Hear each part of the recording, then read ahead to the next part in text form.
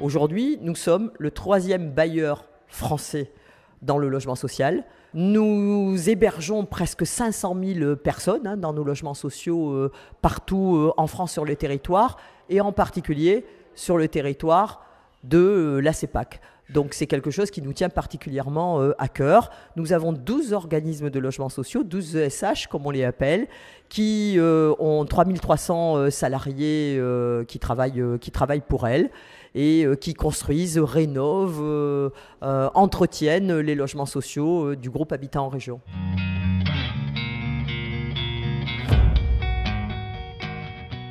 On a réalisé des entretiens avec 20 000 de nos locataires de plus de 75 ans pour voir si le logement était toujours adapté à leur situation. Le fait qu'on ait 10 sociétés aujourd'hui qui soient passées en société à mission, ça c'était un objectif du plan stratégique. Donc c'est une belle réussite et qui nous dénote des autres acteurs du logement social. Et puis la première belle réussite, c'est l'éradication des étiquettes énergétiques F et G. Aujourd'hui, ça représente environ 1% de notre patrimoine, ce qui est quasiment rien. Donc on a fait le job.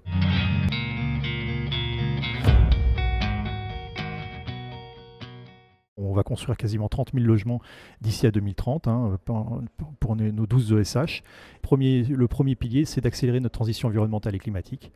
Le deuxième, ça sera d'accentuer notre positionnement territorial et notre impact sociétal.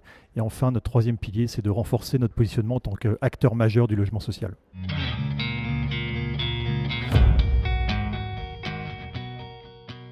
L'habitat social crée de l'emploi et va continuer à créer de l'emploi. On attend un contexte qui soit bénéfique quand même au logement et au logement social en particulier. On attend avec impatience pour avoir une capacité de financement plus importante, que le taux du livret A baisse, on l'espère, dès début 2025.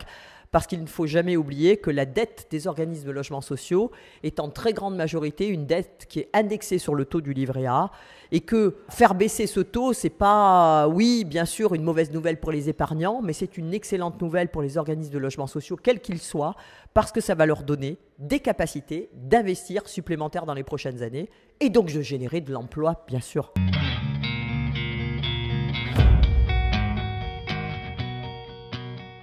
L'entreprise gère près de 11 000 logements, couvre les départements du Gard, de l'Hérault. On a également du patrimoine dans le Vaucluse et les Bouches-du-Rhône. On loge à peu près 22 000 personnes. Bien entendu, on a l'activité classique d'un bailleur qui est de loger, de construire, à la fois en maîtrise d'ouvrage direct, puisqu'on a la compétence au sein de l'entreprise, mais également en partenariat avec les promoteurs en VFA. Et nous avons également un organisme foncier solidaire qui nous permet de pouvoir proposer dans l'accompagnement des locataires voulant et désirant devenir propriétaires, de proposer du bail réel solidaire, qui est une nouvelle offre aujourd'hui qui permet à des publics avec des niveaux de ressources qui restent dans les plafonds du logement social de pouvoir devenir propriétaires.